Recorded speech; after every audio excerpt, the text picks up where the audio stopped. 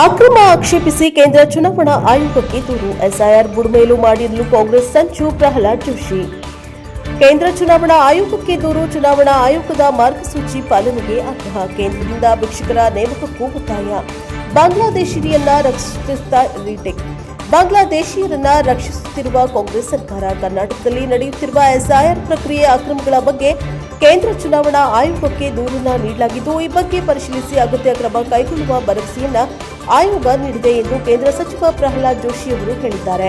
ಕೇಂದ್ರ ಚುನಾವಣಾ ಆಯೋಗಕ್ಕೆ ದೂರು ನೀಡಿದ ನಂತರ ಇಂದು ಮಾಧ್ಯಮಗಳೊಂದಿಗೆ ಮಾಹಿತಿ ನೀಡಿದ ಅವರು, ಕೇಂದ್ರ ಚುನಾವಣಾ ಆಯೋಗವು ನಮ್ಮ ಮನವಿಯನ್ನ ಕೂಲಂಕಷವಾಗಿ ಪರಿಶೀಲಿಸಿದೆ.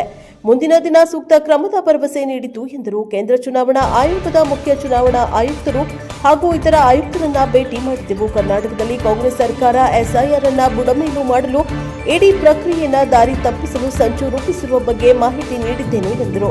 ಕರ್ನಾಟಕದಲ್ಲಿ ಮೊದಲು ಎಸ್ಐಆರ್ ಶುರುವಾದಾಗ ಅದನ್ನ ಕಾಂಗ್ರೆಸ್ ವಿರೋಧಿಸಿತ್ತು. ಆದರೆ ಈಗ ಇಡೀ ಎಸ್ಐಆರ್ನಲ್ಲೇ ಬೇಕಾದ ಅಕ್ರಮ ಮಾಡುತ್ತಿದೆ. ಚುನಾವಣಾ ಆಯೋಗದ ನಿಯಮಗಳನ್ನ ಗಾಳಿಗೆ ತೂರಿ ಬೇಕಾದ ರೀತಿ ಮಾಡಲಾಗುತ್ತಿದೆ. ಎನ್ಯುಮರೇಷನ್ ಫಾರಂಗಳನ್ನು ಮನೆ ಮನೆಗೆ ಬಿಎಲ್ಗಳು ಹೋಗಿ ಹಂಚಬೇಕು ಎಂಬ ನಿಯಮ ಇದೆ. ಒಂದು ಮನೆಗೆ ಕನಿಷ್ಠ 3 ಬಾರಿಯಾದರೂ ಹೋಗಬೇಕು, ಅನಂತರ ಫಾರ್ಮ್ ತುಂಬಿಸಿ ವಾಪಸ್ ಪಡೆಯಬೇಕು ಎಂದಿದೆ. ಆದರೆ ಕರ್ನಾಟಕದಲ್ಲಿ ಮದರಸಾ, ಮಸೀದಿ, ದರ್ಗಾ, ಸ್ಥಳೀಯ ಕಾಂಗ್ರೆಸ್ ನಾಯಕರ ಮನೆಯಲ್ಲಿ, ಸಮುದಾಯ ಭವನದಲ್ಲಿ ಜನರನ್ನ ಸೇರಿಸಿ ಅರ್ಜಿಯನ್ನ ತುಂಬಿಸಲಾಗುತ್ತಿದೆ. ಹೀಗಾಗಿ ಇದರಿಂದ ಬಹಳ ದೊಡ್ಡ ಗೊಂದಲ ಸೃಷ್ಟಿಯಾಗಿದೆ ಎಂದರು. ಹುಬ್ಬಳ್ಳಿ, ಧಾರವಾಡ, ಮೈಸೂರು ಮುಂತಾದ ದೊಡ್ಡ ನಗರಗಳಲ್ಲಿ ಬಾಂಗ್ಲಾದೇಶಿಯರನ್ನ ಮತಪಟ್ಟಿಗೆ ಸೇರಿಸುವ ಷಡ್ಯಂತ್ರ ನಡೆದಿದೆ.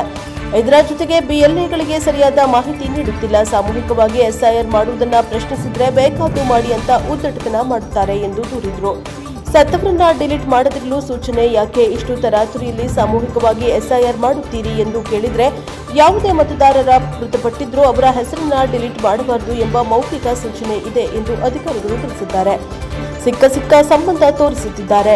ಚುನಾವಣಾ ಆಯೋಗದ ನಿಯಮದ ಪ್ರಕಾರ 2002ರ ಮತಪಟ್ಟಿಯಲ್ಲಿ ಹೆಸರು ಇಲ್ಲದಿದ್ದರೆ ಈಗ ಅರ್ಜಿ ತುಂಬಲು ಸಂಬಂಧಿಕರ ಮೂಲಕ ಮಾಡಬೇಕು ಎಂದಿದೆ. ಅದರಲ್ಲಿ ತಂದೆ, ತಾಯಿ, ಅಜ್ಜ ಮತ್ತು ಅಜ್ಜಿ ಹೆಸರನ್ನ ತೋರಿಸಬಹುದು.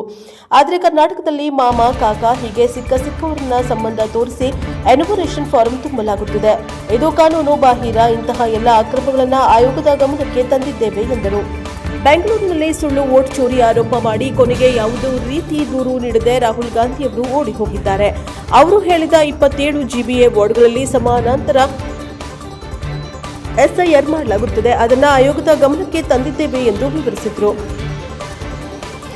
ಕೇಂದ್ರ ಸಚಿವರಾದ ಶೋಭಾ ಕರಂದ್ಲಾಜೆ ಹಾಗೂ ವಿ ಸೋಮಣ್ಣ, ವಿರೋಧ ಪಕ್ಷದ ನಾಯಕರಾದ ಆರ್ ಅಶೋಕ್, ಛಲವಾದಿ ನಾರಾಯಣಸ್ವಾಮಿ, ಮಾಜಿ ಸಚಿವ ಬಂಡೆಪ್ಪ ಕಾಶೆಂಪುರ, ವಿಧಾನಸಭೆ ವಿರೋಧ ಪಕ್ಷದ ಉಪನಾಯಕ ಅರವಿಂದ ಬೆಲ್ಲದ, ಸಂಸದ ಮಲ್ಲೇಶ್ ಬಾಬು, ಪಕ್ಷದ ಮುಖಂಡರಾದ ಶ್ರೀನಿವಾಸ್ ಪೂಜಾರಿ ಮತ್ತಿತರರು ಹಾಜರಿದ್ದರು. Bureau report Vedamurthy, NKS TV4 Bengaluru.